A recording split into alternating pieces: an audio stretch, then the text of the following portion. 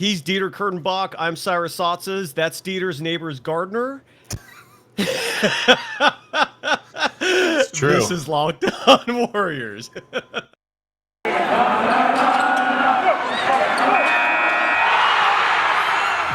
are Locked On Warriors, your daily Golden State Warriors podcast. Part of the Locked On Podcast Network, your team every day. Thank you for making Locked On Warriors your first listen every day. We're free and available on all platforms. Dieter, you're hosting Afternoon Drive on KBR today. Congrats, dude. Who are you hosting with? I'm just showing up early. I don't know what you're talking about. I see. Okay. I posted Afternoon Drive on KBR. I got very little fanfare compared to that, so thank you. Oh no, you're welcome, man. You mentioned you're going there at 3. I just kind of we do a lot of pre-records. That's smart. So today and usually Fridays, no one wants to come on live for the 6 to 10 p.m. show because I don't know. What a shocker! Friday. What a surprise! So we try to get a bunch of stuff done in the afternoon, and thankfully, with the Warriors not playing over this weekend and having played last night, it should be pretty simple. And this podcast, by the way, should hold up until Monday, which is a very rare feat for Friday Locked On Warriors podcasts. So true. By the way, have you, and we're going to talk about that game last night, obviously, but have you looked at the Warriors schedule over the next 8-10 games? They're riding an 8-game winning streak now. Yeah. But have you seen who's ahead for them? Well, Oklahoma City's on Monday, so that's another day off. Ooh, yes. Then they're at Utah, which I'm not a big fan of Utah's game right now. It's literally on my wall here. But they got a wicked back-to-back. They get at Utah and then at home against the Knicks. Now, neither of those teams particularly wicked, but a 2-city, 1 in Utah back-to-back is no fun. The Lakers next Saturday. So again, I'm wondering when I should be worried here. I can read off the final two. The final 2 games before the All-Star break are the Clippers in Los Angeles and then Denver at home. And I wrote this column on the Merc, Cyrus. I'm not sure who I'm supposed to be worried about in the Western Conference other than the Phoenix Suns and the Memphis Grizzlies. No, you're absolutely right, man. You're absolutely right. A lot of these teams, I'm not saying the Warriors are going to keep winning. Oh, they're never going to stop winning. I'm saying to the effect of the Lakers, the Clippers, even Denver, Utah, am I supposed to have any fear in my heart for any of those squads? I don't see a reason to, even if the Warriors are sitting people and Steph's in a slump, and you can throw all this stuff at them, and they just seem to be a better team. And what a wild concept! The better team usually wins. Yeah, shocker. First of all, I don't understand why ABC is carrying the Lakers-Knicks game like that's a big deal. That is just the snooze fest. I saw the advertisement for it yesterday, and it's are you trying to get me to watch the game? Or telling me, let me give you an advertisement to let you know that you can take that day off. You can just go run your errands, figure out anything else, because what you definitely don't want to be doing is flipping through the channels and have that as your best choice. Absolutely. And I only bring that up because you mentioned they're playing the Knicks and the Lakers as part of that stretch before the All-Star break. There's a strong possibility, Dieter, the Warriors could be on a 14-game winning streak entering the All-Star break. That's insane. As all teams could. No losses guaranteed. I don't think that's going to happen, but I'm with you. I was stunned given the level of chaos that's happened over the last month. They have the longest win current. I'm sorry. Let me slow down here because I'm so flustered. You're so excited. You're so excited. I hear you, man. I hear you. They have the longest active win streak in the NBA because the Phoenix Suns lost a game. Right now, after all the nonsense that happened over the last month, without Draymond Green for the vast majority of it, never having Draymond and Klay on the same court at the same time, this team is 2 games back of the best record in the NBA. They have a 3-4 game lead over Memphis. Oh, I mean, say what you will about the Eastern Conference, but I don't know why we'd compare anything going on over there. I still like Milwaukee. I don't know if we should consider the Nets part of the club. I don't know why you'd fear the Bulls. I mean, you can go down the list Sixers. Who cares? Unless they make a trade, but yeah. Unless they make a trade, which they very well could, and then we'll reevaluate. Yeah. We are allowed to do such things. But the Cleveland Cavaliers, who are a very good and fun team, but are not a title contender, are No. right in the mix of it in the Eastern Conference, and that sort of negates the whole "you should be scared of the East" argument to me. So it's really, I mean, if you just think about the two teams that sandwich the Warriors, they're fine. Those are two really good teams. Both of those teams, I think, could represent the Western Conference. I'm very bullish on Milwaukee, or I'm sorry, on Memphis. Thinking of a different Midwestern, whatever. No, it's all right, man. but, I follow. Those are the only two teams you have to worry about, and the Warriors haven't given us any reason to worry about them. I mean, this would be the month where it would have all fallen apart, right? This would have been the month where, you're figuring it out, and it's all messy and clunky, and Steph can't shoot well, and this would have been the month where you say, hey, okay, Warriors are now in 4th place, and they got to build themselves back up. Instead, they're in a better statistical spot than they were, when they started. Incredible.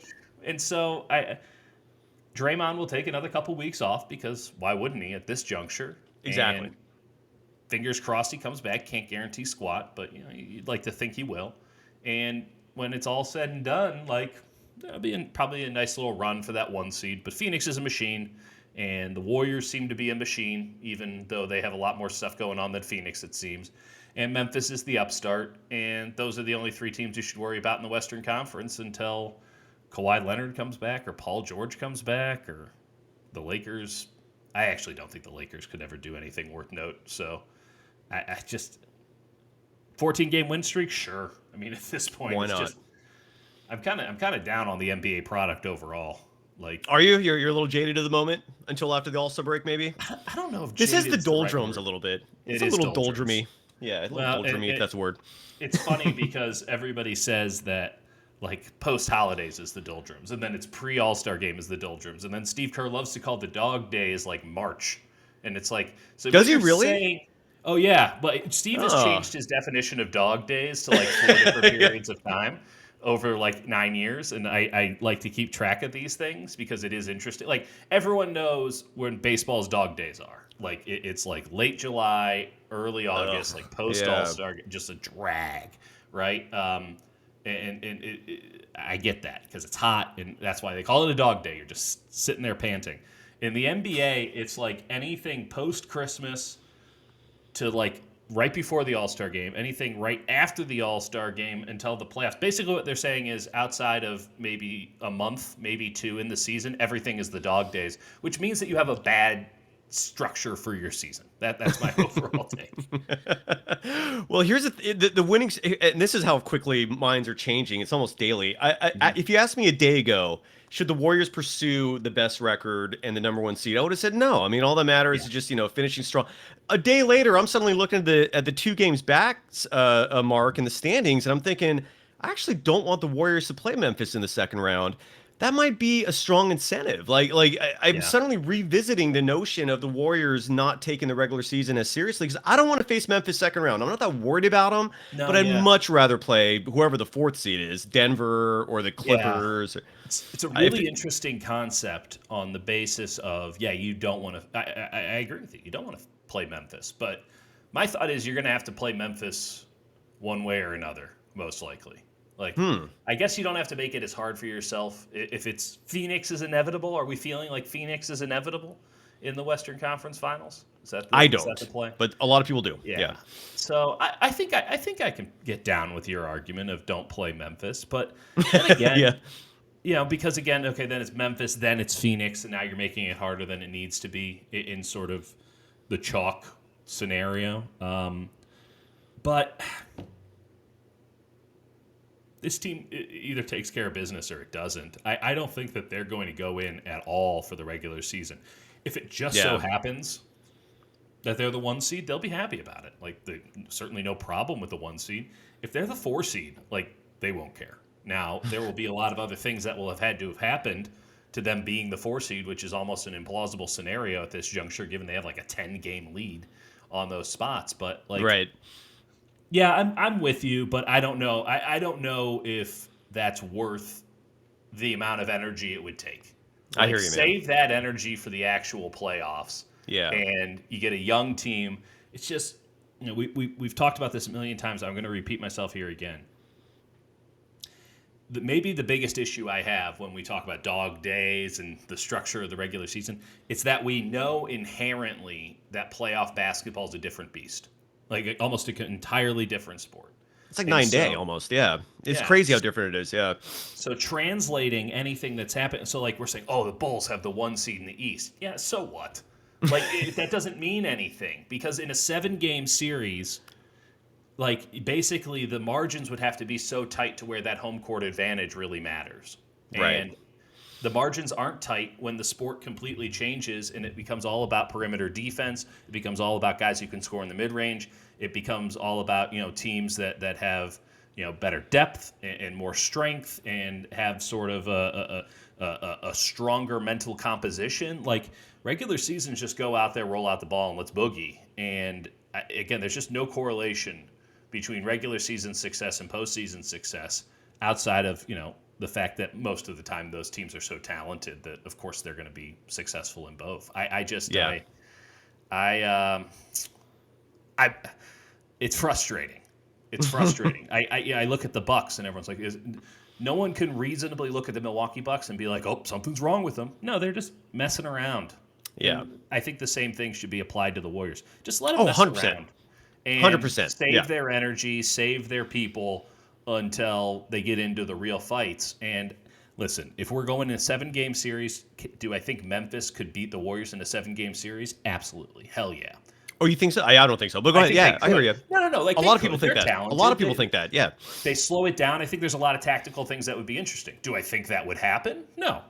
Like I wouldn't bet on it. I would need some very long odds to bet on the Memphis Grizzlies doing that, because they're a team that hasn't been in that spot, and the Warriors core has been in that spot again and again and again, and they always find a way. That is their thing, and they're still PO'd that they didn't get another shot against Toronto, that they weren't able to finish Game 6, because they were certain you put Toronto and them in a Game 7 in 2019, and that they would have walked out with the win there, even without Klay Thompson, even without Kevin Durant. Like Draymond and Steph were certain, and they still hold that to be true. That doesn't put a banner up in the rafters or anything. It doesn't give them another trophy. And it almost happened too. That's what's crazy. It almost happened. I've never seen, we got to take a quick break here, but I've never seen the Warriors, when it matters, lose. And what I mean by that is, and that's why I don't think that the Grizzlies have much of a shot, just in the sense that I heard, and hear me out. I understand how ridiculous that could sound. Okay. I heard an attribution from Klay Thompson, I think a month ago. It was shortly after the last time they played the Grizzlies, and he said something to the extent of, we got to start taking them seriously, right?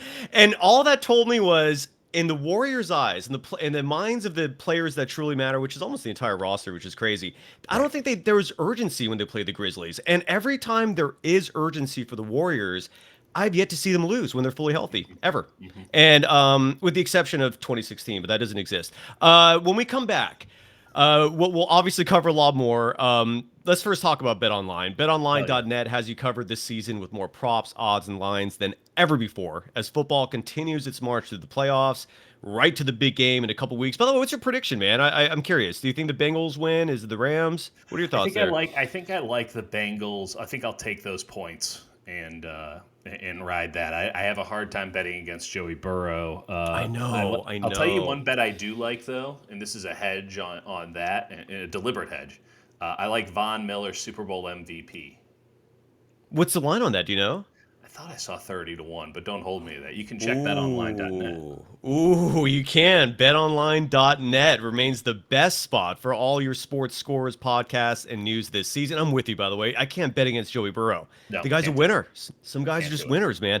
And it's not just football, though. You can BetOnline has up-to-the-minute info on pro and college hoops, NHL, boxing, UFC, along with live real-time updates of current games. And that's a new thing in betting. We got to do this on another show, maybe during the off season. Yeah. The late game bets, like that's some interesting stuff that you can bet on, and you could do it on BetOnline.net. Don't wait to take advantage of all the new amazing offers available for the 2022 season. BetOnline.net, where the game starts. You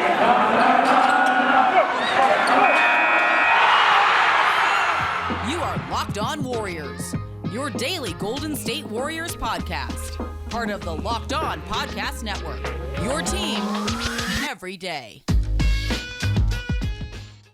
Thank you for making Locked On Warriors your first listen. The NBA trade deadline is less than a week away. It's on Thursday, February 10th, 3 p.m. Eastern, 12 Pacific, and the Locked On NBA podcast. We'll be covering it live from 2 to 4 p.m. Join Kim Becker, John Corrales, and Locked On Fantasy Basketball host Josh Lloyd to get analysis of every blockbuster move. Subscribe to Locked On NBA YouTube and turn your notifications on so you know when to go live. That's one heck of a read, by the way, Dieter. We're giving like that show a whole minute of our show.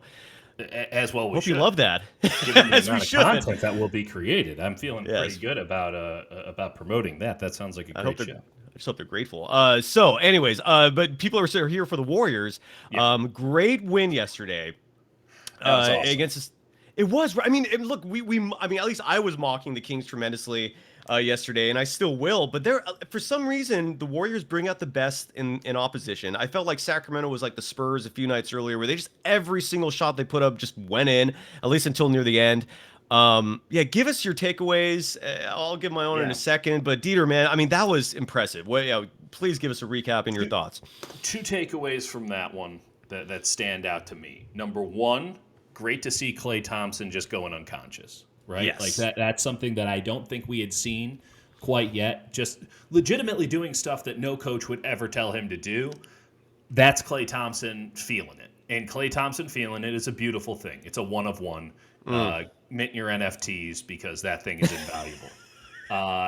Absolutely loved just watching the weird one in the corner, the pulling up for three on a fast break. It's just Klay Thompson breaking the mold of normal basketball logic and breaking our brains with ripping three-pointers. So great to see Klay Thompson doing that. As he told the post-game show, he never forgets that Sacramento drafted Jimmer Fredette instead of him. And do you want to play that sound real quick? I do have it. Because that was just truly spectacular. I actually just didn't think he even thought about that. Let me get that queued up here real quick. Clay's sneaky petty. Clay is sneaky petty, and I appreciate it. That is sneaky petty. You're 100% right. And this was during the post-game segment. And I want to do, I criticize NBC Sports Bay Area a lot, but I do want to give them credit. They do publish a lot of great content, including videos on Twitter after the game. And this was Klay talking about his spite and the motivation that creates. Former teammate HB. I got you. Yeah, I'm gonna set it with E. Do the top. Klay, what's up, man? Bonta Hill, Chris Mullen, and Darrell Wright. And, back in 2015, Klay, you scored 37 in a quarter against the same team, the Sacramento Kings. Tonight, you start off 7 for 7, hit your first 6 threes. What is it about playing against the Sacramento Kings that brings out the best in you? Hey, man, 2011 NBA draft. With the 10th pick, the Sacramento Kings don't select me, so people don't forget. That's all I got to say. Continue on, sir. Delivered as well. That's so good. Okay, then second thing, as if anything could follow up something that clever, is Jonathan Kuminga. And listen, it's really fun. And this has been one of the reasons to tune in to this team now for the last couple of weeks, if not months. I found an old tweet that I had. I was looking for a Kaminga dunk that I had posted months ago. Okay. I found an old tweet I had from November being like, wow, if Kaminga could carve out just 10 minutes a game by the time April rolls around. I really undersold it because I'm just like, this guy, his athleticism is so incredible. It affects games, I think, in a truly positive light. And last night was a perfect example of it. And I'm just going to throw this hot take out there right now. We know that James Wiseman is just MIA. Bob Myers talked about it. He got even vaguer than vague. At a certain point, they're not even going to be using languages. It's just the whole thing is taupe. It's just non-existent. And that's fine. You know what? Like I don't. Who am I to? I can't judge anything because I don't know anything. So I can't make. I don't think they do either. Yeah, and I think that's the thing. And so we're getting into. Listen, he's less than 21 years old. I refuse to truly criticize someone who can't even legally drink in this country. So I don't know what it is he is or isn't doing. If he's just snake bitten or what. So. That just is. And as I've told you, like at this point, just presume he's not playing and be happily surprised if he can get onto the court some way, somehow. I don't think there's any two ways to look at it anymore. I think that's the only way to look at it. And we can take stock in the offseason as to what the hell that means. That we talked a lot also about the Warriors needing to get another big man, right? They just need another body. I don't know if certainly they're not going to do it via trade. I think the buyout market's going to be interesting because the Warriors would have to cut somebody in order to bring that person in, unless they want to get a two-way big, which I don't know if that's going to affect anything positively or negatively. Are you, sorry to interrupt you, but are you sure that's the case? I actually asked Janie McCauley, like, what's the protocol? Like, let's say they decide Wiseman's going to be shelved for the year because of his injury. Yeah. Like that, like she actually didn't know, and I don't know if you know this. Can they open up a spot where Wiseman would be playing if he's out for the year? Like, do you know? Or because I imagine that's where reserve or anything like that. I know but if that's what I'm curious about. Like, so they're just screwed. Like, they just have to keep Wiseman as one of the 15, or like even if he's out for the year. Well, they're not going to cut him, and that's the only mechanism that they have. So that's crazy. So they don't have an injured reserve list like the NFL or Major League Baseball does. No, not to that effect, because you have 15 guys on the roster. So, and you have two-way players. You could have applied for a hardship waiver at the beginning of the year, but you can't do that Not now. So, interesting. Okay. It maybe in retrospect they should have, but they didn't. They didn't. Know. No one knew. No one knew, man. It's it's just a wasted spot on the roster. Okay? It is at this point. Okay, fair enough. That is what it is. They are going to have to cut somebody if they want to bring in a buyout big man. I saw you on Twitter. I saw you on Twitter saying that. Dieter, follow me, Dieter. You know who I think that they should end up cutting, and it's not an easy decision.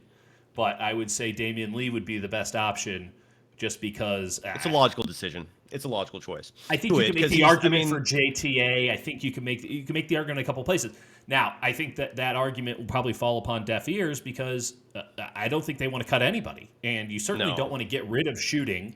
And Damian Lee, in theory, I haven't seen it lately, but in theory is a shooter. So they might be in a position to where they say, we're not bringing in another big man. We're going to wait until Draymond comes back. We're rolling with Looney, and Bjelica should come back here pretty soon. You can play Otto Porter at the 5, and they'll just roll with that. And my suggestion is this. I want 20 minutes a night of Jonathan Kuminga playing the 5.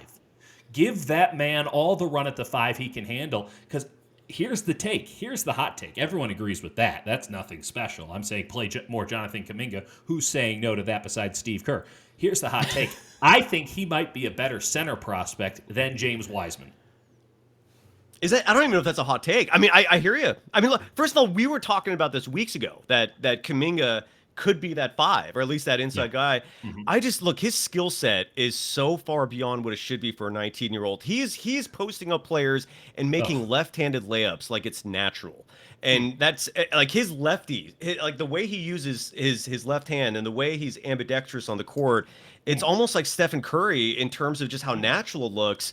I know that's blasphemy comparing anyone to Steph, but that's me going because I love it so much. I just so do like I, man. Pillsbury Doughboy. I'm one step away from woohoo. And when we come back, we'll wrap things up here. First, I want to talk about Dieter's favorite protein bar, or one of his favorites. I apologize. Built Bar. I won't mention the other one. It's fair enough. Easy to get, but hard to find, if that makes sense. And it's also, might as well finish up the week with one more Wes Goldberg mention. It's also our predecessor, Wes Goldberg's favorite bar, the man who broke the Tom Brady story. Any updates on that, by the way? Like, is still no news? Nope. On the Tom Brady front? We'll have Wes on KNBR tonight to really put it to him. Great plug there, man, because I hope his credibility is not damaged from that report and it really happens. But anyways, he swears by Built Bars as well. They're covered in 100% real chocolate, and they only have a fraction of the calories, a fraction of the sugar, a fraction of the carbs. It's 17 grams of protein. I'm going to list off all their flavors, and you tell me what you love the most. You can order coconut almond, peanut butter brownie, raspberry, cookies and cream, salted caramel, mint brownie, and so much more. What are you rolling with? What's your favorite there? Salted caramel sounds real good right now. Oh, I'm usually a cookies and cream guy, but I can get behind a salted caramel right now. So can I, my man. And Built is always coming out with new limited time flavors, so check out Built.com often to see what's new. Go to Built.com, use promo code LOCKED15 and get 15% off your order. Again, go to Built.com, use the promo code LOCKED15 for 15% off at Built.com. Hey.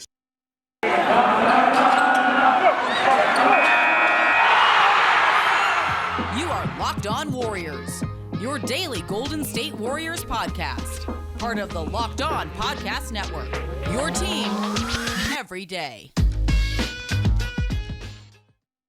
Thanks for making Locked On Warriors your first listen every day. We're free and available on all platforms. You got cut off there, man. I wanted to interrupt everything because we got a Shams bomb. You ready for this? Oh, yes, please. The Sixers are going to pursue James Harden in a trade at the trade deadline, and the Nets are open to making a deal. Jesus, there's actually going to be something that's logical and makes sense in the NBA? Wow. I mean, we can talk about Sixers and Harden in another episode next week. If this goes down, the entire thing shakes up. This is certainly a great plug for our trade deadline show because this might go right to the wire. But the Nets with Ben Simmons, the Sixers with James Harden, I mean, shaking that thing up like a Yahtzee cup, roll those dice. Let's have some fun with that. I love it. And let the Warriors just let that whole Eastern Conference battle it out. Exactly. Just whoever's left, damaged goods, come to us so we can finish you off. I got to finish the show up with this soundbite from Klay Thompson, man. I mean, the guy is just incredible in terms of entertainment value. He's the most likable, maybe athlete in all sports. I mean, I don't know anyone who dislikes him. I really don't. I mean, there are people out there who hate the Warriors, but they don't hate Klay. It's incredible. So someone asked Klay, what should the Warriors do at the trade deadline? And this was his response. If my computer ever goes. Here we go. Would you like to see the Warriors do anything at the trade deadline? Is there anything you guys need? Do you need a big man? Maybe a new washing machine. Do you think he said that because it was just a ludicrous question? Is that what, or is that just him? That's my man John Shea. If I'm hearing voices correctly, he's a baseball writer tapping in for the Warriors beat. It's a very fair question. I think that there's maybe a 1 in 10 chance that Klay answers that bad boy directly. I think maybe everybody got a little bit tweaked because you asked that question to Draymond, and Draymond will talk for 5 straight minutes and go through everything. And he'll break it all down because that's Draymond Green. That's not Klay Thompson, but it's a very fair question. If maybe a little bit too pointed, to expect a decent answer. Except he got the best possible answer because anytime we can reference the great cinematic just triumph that is semi-pro, you must do it. And they traded the washing machine for Ed Mannix, and they got to get that washing machine back. Oh my God, Klay really is Jackie Moon. Don't pet it. It's not a pet. Oh my God, he really is Jackie Moon. Thanks for making Locked On Warriors your first listen every day. And by the way, John Shea is a legendary baseball writer, and I think he's filling in. Well, the San Francisco Chronicle is going to have a new beat writer for the Warriors soon, and we'll hopefully bring him on at some point. But again, thanks for making Locked On Warriors your first listen every day. Dieter, are you back on Monday? I actually forgot what the schedule is next week, or is it just going to be me and someone else? Who knows when I'll arrive? We'll probably do that. I think it's Tuesday. I think we'll do a post OKC show on Tuesday. So Perfect. Tuesday afternoon. We'll preview that back-to-back with Utah and New York. And listen, if things get crazy over the weekend, I'll hop on Monday. We get all this. And if not, I'm sure I'll bring on someone great alongside myself. So that's good. That's on the docket for next week. Now make your second listen Locked On Bets, your daily one-stop shop for all your gambling needs. Locked On Bets, hosted by our boy Q, with expert analysis and insight from Lee Sterling. Free and available wherever you get podcasts. Dieter, have a great weekend, my man. Have a great show tonight with Wes and everyone else. Dub Nation, thank you. Yeah, we'll see you later.